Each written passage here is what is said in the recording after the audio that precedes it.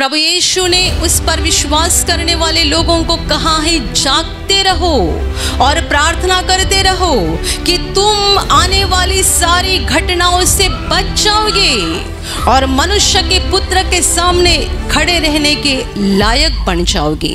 जागते रहो और प्रार्थना करते रहो। प्रार्थना करना यानी परमेश्वर के साथ जुड़े हुए रहना। प्रार्थना करना यानी परमेश्वर की मौजूदगी में रहना। प्रार्थना करना यानी आत्मा में जिंदा रहना।